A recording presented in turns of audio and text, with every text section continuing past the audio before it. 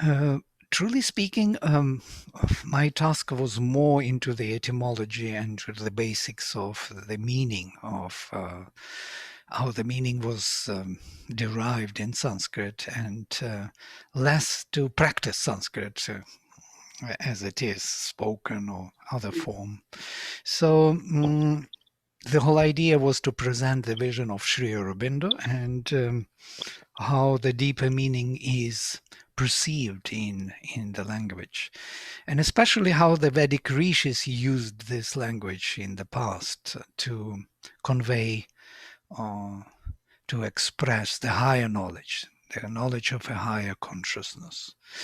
When Sanskrit is compared to other languages, ancient languages such as ancient Greek or Latin, it is found that in Sanskrit there are 10 times more psychological terms than in all those ancient languages.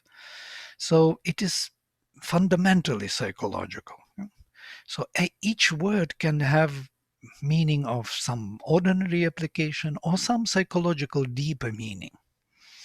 And it is due to the Vedas, of course, Vedic knowledge or Vedic usage of language. Uh, yes, Anuradha, you're saying something? No? So in this way, of course, we have to see how it is, how it was used, and how it is that they could use such a language, and what it is altogether, the origins of language. What is that beginning of the word? Yes, how it started, how it developed. What is language in general? How the meaning is disclosed, disclosure of meaning. Spota theory, which was the ancient theory starting from Mahabhashya's times of Patanjali. So we have to look into all these issues, and then once we understand what we are dealing with, then dive into the examples and look into the basic roots and see how they, in a systematic way, build up the tapestry of meanings. Because it is not one meaning that they build the whole fields of meanings. Yeah? They all relate in a very subtle manner.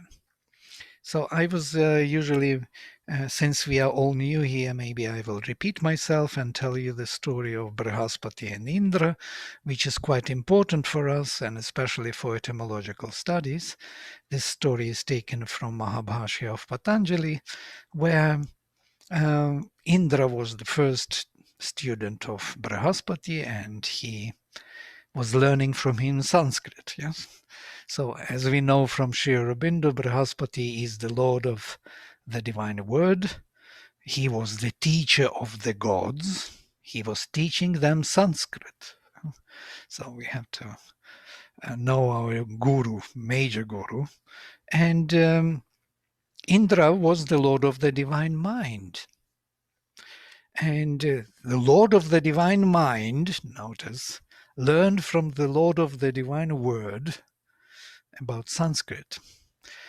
And what was interesting that the speech of Brihaspati was infinite. So to say, whatever he said, it was actual in that moment of time. It was true to the moment of time when he pronounced it. So the meaning and the sound were going together, artha and shabda, or artha and vak. They were one and the same. So the power and the consciousness were going together.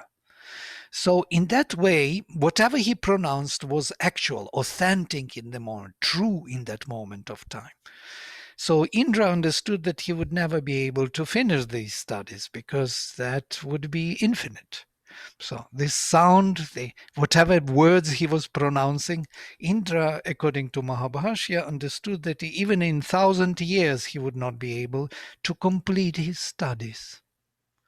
Now, 1,000 years is a symbolic number. It means infinity. In the infinity, he will never finish because there is always something coming up which is actual in that moment of time and true in that moment of time. So Brihaspati will sound it and it will be manifested, as it were. So manifestation and consciousness, the power and Chit Shakti were going together in Brihaspati's speech. So what Indra did, he understood that he will never be able to accomplish these studies. He split Brihaspati's infinite flow into grams, into the portions, and created grammar. So he split the infinite flow by the mental categories of time and space, causality, all the karakas. Yes, we have all the modalities, voices, Atmanepadam, Parasmaipadam, all the persons, first, second, third person. So he introduced mental categories into this infinite flow of consciousness and force, which are identical and authentic. He introduced in between them, so to say, in between artha and shabda, in between the articulation and the meaning of that articulation, he introduced the structure of mental categories, grammar. This is a fundamental kind of myth of creation. From now on, you can take any word and apply it to the context which is not totally correct, so to say. That means you can lie from now on. You can say the word and apply it to the context where it is not applicable.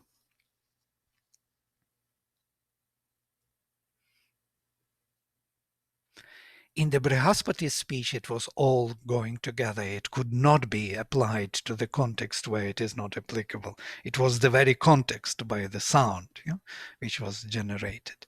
Now, when we study etymology, we will have to come to that Brihaspati speech. That's why I'm speaking now about Brihaspati and Indra. So Indra created grammar. It is through grammar, through grammatical structure, it's like heaven and earth got split. Heaven became meaning, earth became vak, speech. Manas and vak, the another split, heaven and earth, father and mother. And in between there is praja, or something, antariksham. Antariksham is that which connects heaven and earth into one. And that is grammar. Yes, Anuradha. I just wanted to ask you a question here, that this split of heaven and earth and the split of father and mother, is this also the reason for the dvivachanam, like the validity of the dvivachanam in the Sanskrit language Absolutely, in terms of absolutely. category, in terms of categories? Yes, yeah. Even categories, yes. Categories like Dvivachanam, Ekavachanam, Bahuvachanam. These categories were introduced by Indra. That's how he could capture the word of Brihaspati. There is no other way for him was to capture and to learn and to apply, because it was infinite in its application.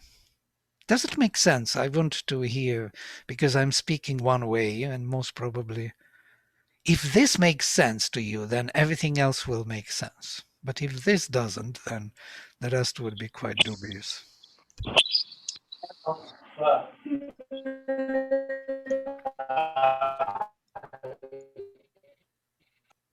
Yeah, I can't hear. There's somebody wants to say something. So if you are speaking something, please switch on your camera that I can see at least who is doing it. Mm. You're all switched off with cameras, which is actually maybe it's better because of the connection or connectivity, but it would be nice to see your faces and reactions, and because I can read the face also, whether it is happy or unhappy. If I don't see anything, only black screen, then maybe I'm going a wrong way, so in the wrong direction. Can I just ask? Gitanjali Di wanted to say something, but Oh, I think her internet is not so good. It's breaking up. Your voice is breaking up, Gitanjali Di. Gito, you wanted to say something? Yes, I wanted to say that I think it is the same thing which happened when Sri Aurobindo maybe wrote the Life Divine. It is that infinite 360-degree worldview which had to be put in mental formations. Very So nice. it Very is a nice very comparison. similar. Yeah.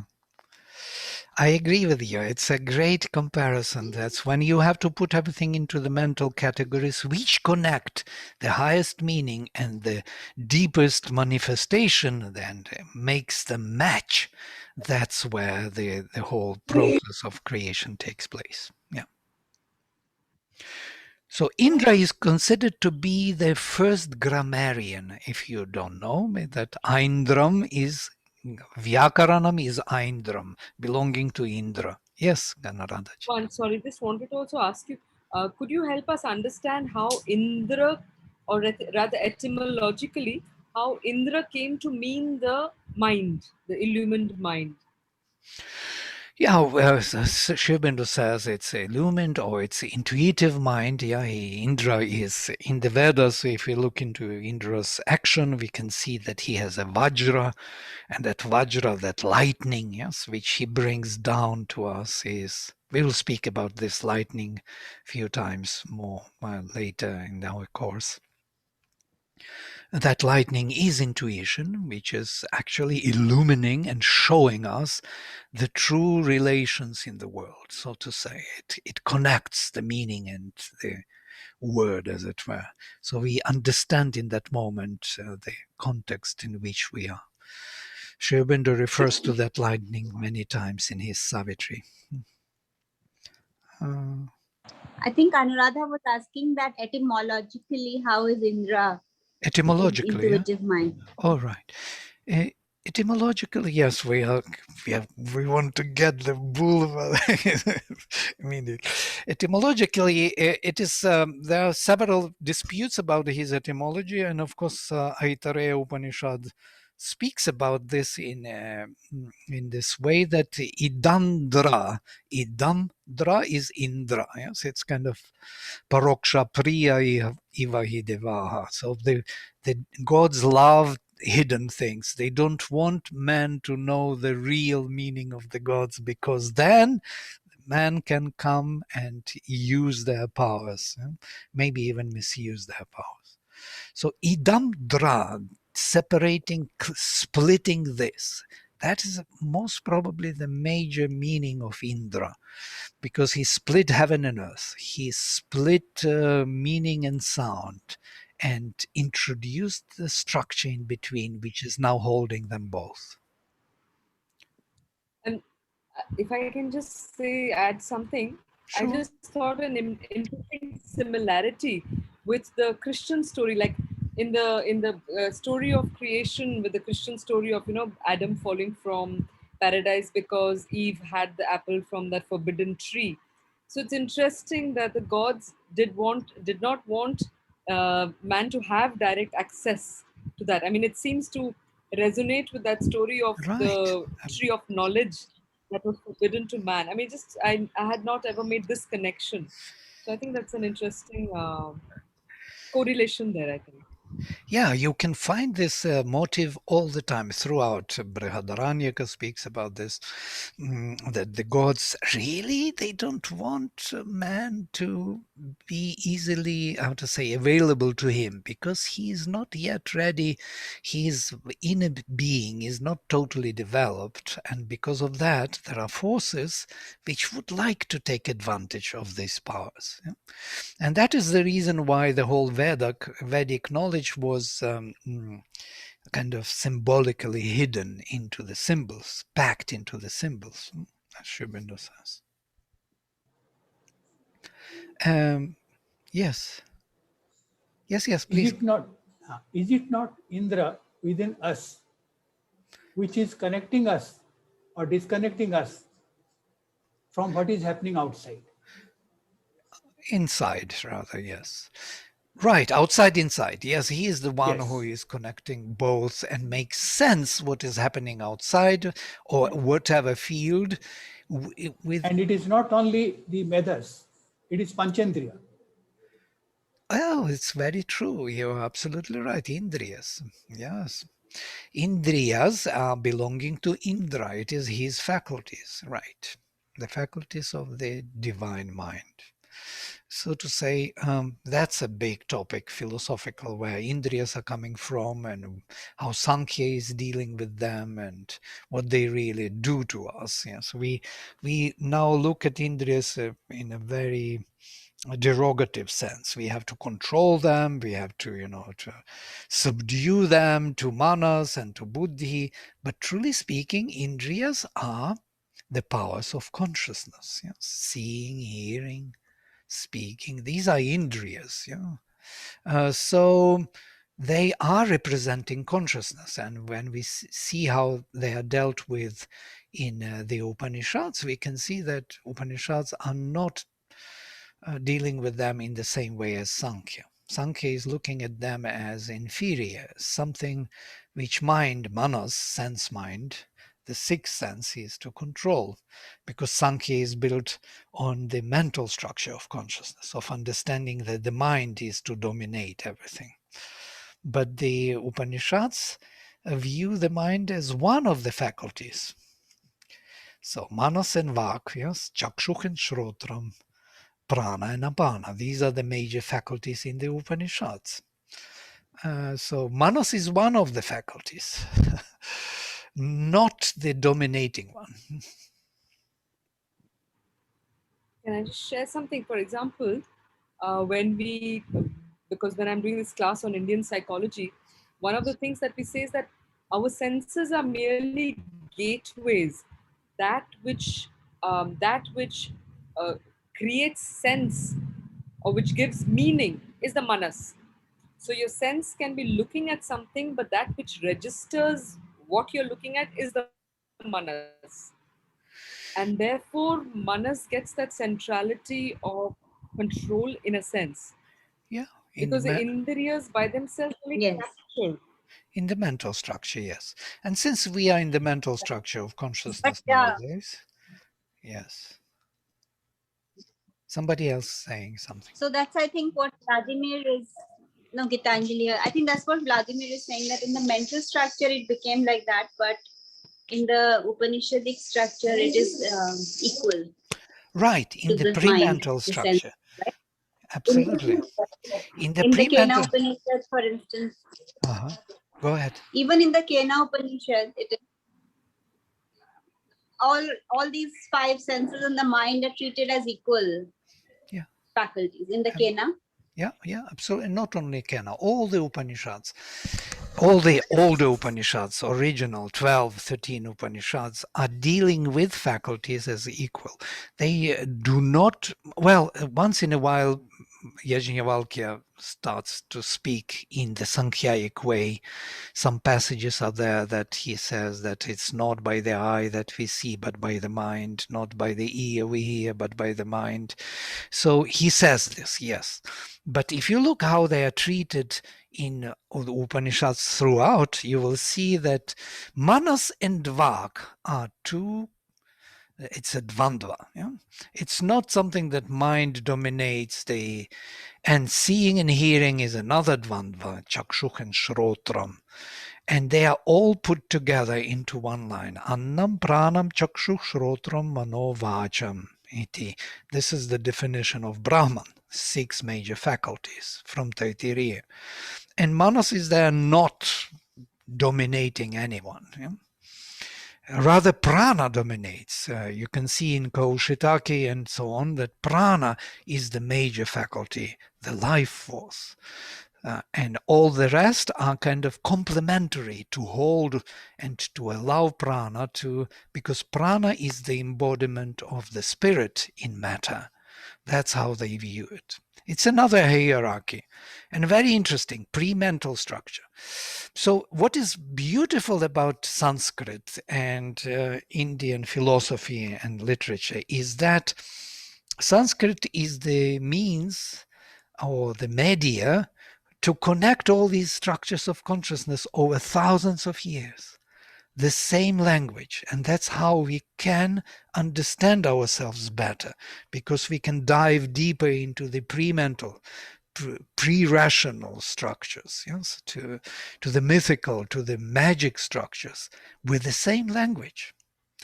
So in a way, this language becomes the means of the integral structure, which can integrate different ancient structures, magic, mythical, and mental, into one vision. And that's another beauty of it. We can dive into this historical consciousness, historical depth of consciousness, and can see that we are not just flat beings born here with some capacity of technology and mobile phones. We have a deeper sense and a deeper consciousness. And that's why we are attracted to the studies of Sanskrit and Vedic literature. But they are within different structure. They are not in the structure of Sankhya. Sankhya came into being 500 BC, maybe 800 BC, some people say, the first mentionings. And then it became a dominant vision of Indian philosophy. Sankhya is accepted by all, mainly all darshanas, tantra, every possible way of looking at the world is built on Sankhya.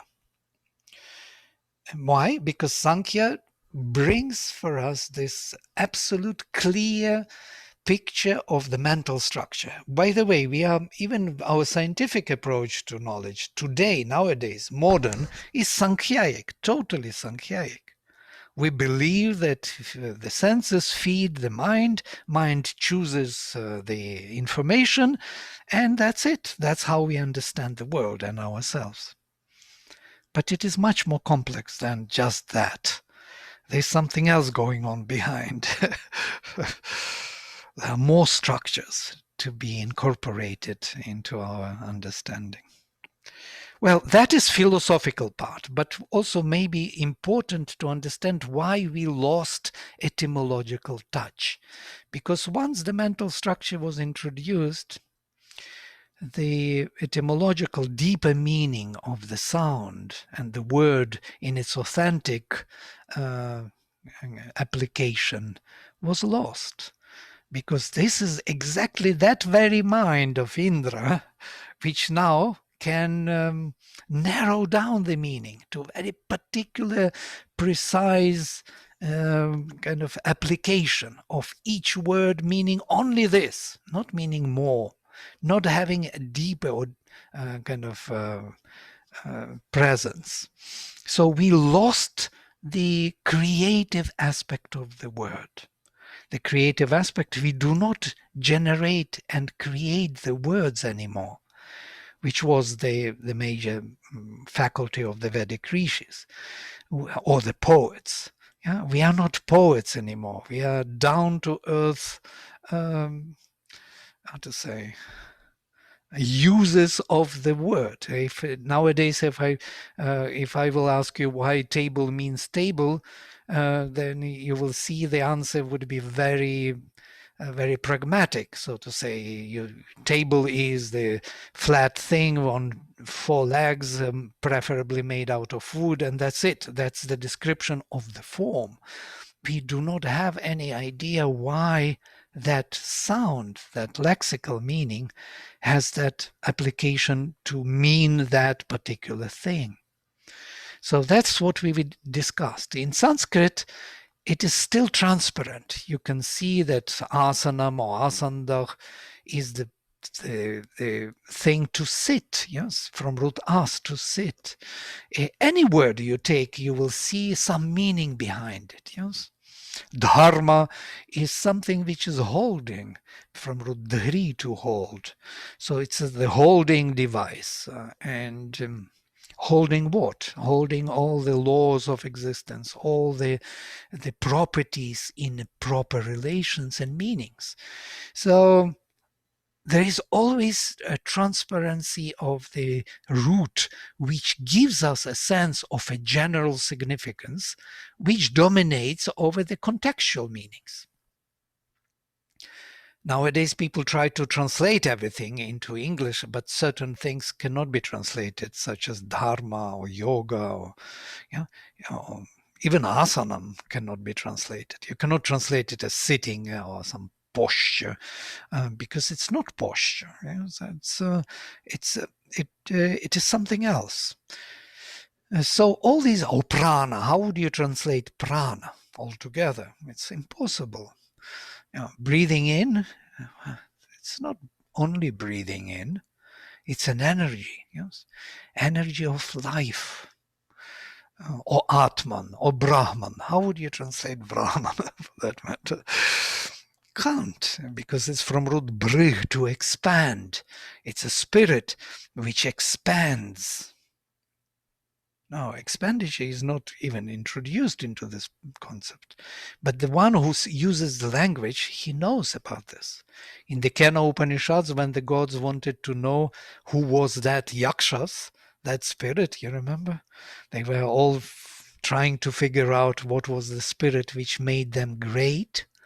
And so when they came to the highest heaven, there was Uma, Haimavati,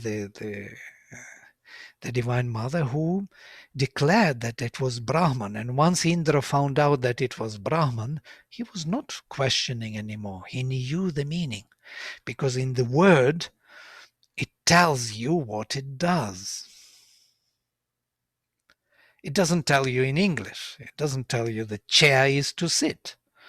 But in Sanskrit, asanam will tell you that it is a sitting device. It tells you what it does.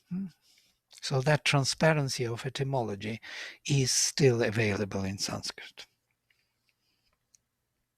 Of course, nowadays people try to use this language in the modern way, so to say, applying very narrow significances to each word.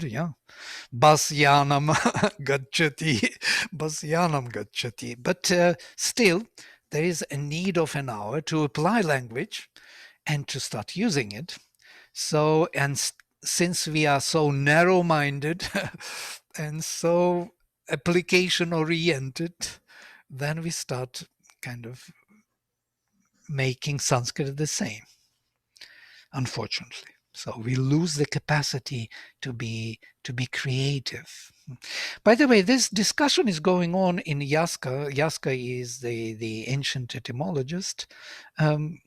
Actually, it is his Niruktam of 600 BC, before Panini, by the way, that he discusses this question, how we assign particular meanings to particular objects, or the words. How Ashva, he takes Ashva, means Ashva. Where does it come from? And then he says Ashvaha comes from Ashu from being swift, being running. So Ashvaha is the one who is running. But then he asks the question, why don't we then call everyone who is running Ashvaha? So not everybody is the horse who is running. And then he gives a very interesting answer that certain qualities of the object or subject are assigned to this object or subject as their nicknames. So Ashvaha is a nickname in a way. It describes a particular quality of that being, one quality, not all the qualities, one of the many. And that one of the many qualities becomes the indication of that particular object. Now let's think I about think it. it is the essential quality. Yeah, essential, or even not necessarily. By the way, the discussion is going on whether it should be essential or central quality, and he says not necessarily. And this is interesting that it's not even so. So you can see, for example, some quality, and that's why we got our nicknames, and then we got our surnames, especially in the West, maybe not in India. In India is parampara, there is always some kind of tradition, but in maybe even in India, but in the West or in general, how we got our surnames because of some kind of one quality. one quality which was highlighted by someone, and it got stuck to that particular person, and all his family is now named by that baker, or I don't know, Potter. Harry Potter. He makes pots or what? No, he doesn't make pots. Maybe his grandfather made pots, and that's how he got his nickname. But he has many more qualities beyond Potter. What I'm heading at with all this, I want you to see how approximate is our language in its contextual applications. We apply some central significance to context, and that becomes the name, and that becomes the language, the usage. But behind it, there is Brihaspati's speech. There's something which created that potter or that baker. That central significance can be applied to many contextual applications and create many contextual meanings. So I can call the same thing by many names. That's why we have synonyms. Yeah. Synonyms, I can say big ocean, great ocean, or immense ocean, or huge ocean. And these are all the same. For the mind, it is the same thing, but for Brihaspati's speech, is not the same. There is a huge difference between big ocean and a huge ocean. I could say there is a big difference between. So what is the difference between big ocean and huge ocean? How would you define? Big is this, huge is this. So huge is bigger than big. It is like Sagar and Mahasagar. I think it's more superlative. Interesting. There will be many thoughts coming now. And where would they come? Big and huge. Huge has an... Progression to infinity. Huh? Progression to infinity. Yes, very nice. There is an extension in huge. Yeah. And in the big, there is something bulky and heavy, like it's rather heavy and Limited. like, yeah, and it's limited and very heavy, so to say. How do we know this? I just want to know. It's not in the dictionary. Sound, I think. Sound. We know it by the sound. Somehow, somewhere, deeper in us, in our consciousness, we recognize that. And poets know about this. That's why they're so picky about the words. They're waiting for the right word, because that right word connects the meaning they want to bring in. It's not the same, big, great, huge, immense. It's all coming from different roots, from different etymons to mean the same thing, but in a different way. And here we see two different qualities. One, the Indra's quality, which is taking that sound and applying it for this meaning. Yeah? But Brihaspati will still shine through with his sound, which will change the major application into some particular flavor or hue of meaning, which is perceived by us. Yeah, this is an important issue. Once we have that sense, we can really dive into the etymons and can see what the general meaning, the central meaning is about, and how the central meaning can be applied to different contexts, creating many, many significances. If I take the Monier-Williams dictionary, Sanskrit dictionary, and take words from there, you can see that from word to word, in the article after article, that means they are changing a little in sound, the meaning is not changing dramatically. It is kind of flowing. As sound is changing, so the meaning is gradually changing. What does it tell you? It tells me that meaning and sound are related. They are not unrelated. But if you take modern dictionary of English, you will see that from article to article, there are unrelated meanings, jumps, big jumps. That means there is too much mind, too much narrowed down, that the sound is disregarded. Yeah. Can I ask you one more thing? Yes. So, for example, I often give this example of the word peace, where you have the word peace, but they don't correspond to the same meaning, of course. You can have like piece of cake and peace of mind. But what is very interesting here is the fact that you need to look at the spelling. And spelling is doing a very different thing to the mind. In my understanding, the spelling involves mental assignment of meaning, whereas when sound corresponds to experience or word, then there is a more intuitive connect to the sense of the word. So Absolutely. language that requires you to look at it to understand it sort of requires a kind of a segregation of the building blocks, and you literally rebuild it the way the mind wants to play around with it, whereas the sound, the spotter experience, contains the roots and therefore the derivations and all. It's a very different intuitive functioning than Absolutely. the mental visual. Yeah. The sight, the visual is connected to the mind, and the mind is through seeing can disregard the sound, so to say. So different forms will sound the same. That's what happened with peace of mind.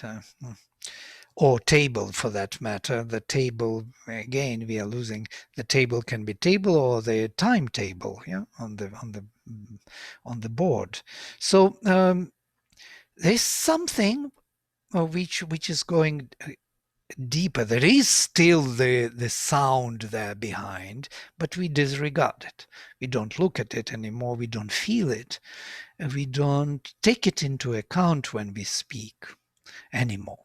But we should recapture that capacity and start feeling the words, feeling the sound, the articulation of particular meaning, which is applicable or not.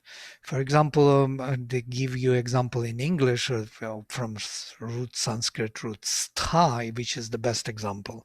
Sta, to stay, and in all Indo-European languages, you will see these words, like stool or station or stable. Yes, it's always sta. Yes, it's like stop. You're stopping. Yeah? So you can see that this device is used in many words, and not only stable, station, and so on, but even like Establish. establish or stumble or Even stop. Even stop. stop. Steady, stealthily. Yeah, stupid. Yeah, you will have this thing because it is so obvious to our articulatory psychology that we recognize it on the deeper level, on the subconscious level. We recognize this movement somehow, because when we articulate these sounds, our articulatory device is engaged in such a way which creates a psychological state in our being, which is cognizable. Cognizable not on the mental level, not on the rational level, though we can rationalize it. So if you take words from Monier Williams dictionary, for example, yoga, I take this example because it's the most prominent, you will find 150 different significances listed in the dictionary. 150 in Monier Williams dictionary. It is usage, application, production, uniting, yoking, adding in mathematics, yes, yoga in linguistics, yoga in any particular field of endeavor or study, you apply this huge root to yoke two in one, to hold two in one, it will create a new significance, new meaning. And this is the difficulty and the beauty of Sanskrit, that the yoga, if you take the text, I remember I translated the text from about precious stones and gems. And if you read it and you do not know that what this text is about, you would not be able to translate, because the words are the same. The same yoga is used, the same, everything is the same. So if you think it is the text about psychology, you may translate it as psychological text. Here the biggest disability, our disability lies. We are used to specific meanings, to narrow down meanings. We remember them. We remember the chair is to sit. We cannot create, I'm exaggerating, we can come back to this ability to create new words, to be creative with the word. But for that we need to feel, to see what that huge means, what this two in one, you, from the simple root e and to u, two roots coming together, you. And the root u means two meanings. The simple root means to unite, to hold two in one. It's like holding two in one, and to divide, because one can be split into two. So you can apply it either to unite or to divide, and that's what Sanskrit is marvelous about. Yes. And I was asking, because this comes further from U, no? Isn't that also the characteristic of U? That it unites and divides. U is always duality, and it's also interesting why U is duality. You can see it in everywhere in Sanskrit, even grammar, like I don't know, marutao, narao, two, yeah, always ao. Or you can see it in all the second person, like tvam or dvau, dua, du, tu. You can see it yuyam, yuvam, second person. All the time u will be when there is this duality. For some reason, most probably because there are two lips when we do u, maybe that is the reason, how it is related to our physiology. But you will find that duality, thou, you in English, would be always with u for some reason. And E is just the one. It's like an arrow flying to hit the goal. E is this intense intensity. So if you put that, even it is written in Latin like one line with a dot on the top. It's like the arrow flying to hit the target, you know. It's like intense. And so once you have that psychology behind, you could see that root U is holding two in one. Or splitting the one in two. And then you can see the V prefix, which has the same UI, yeah? And U is another usage, EU. Yeah? So, and these are the general significance. These are the colors, varnas, which are there present once we use those prefixes or roots. So this huge is extended root with j. This U, which is holding two in one, is extended with j, which becomes yoking, using, applying, producing, and so on.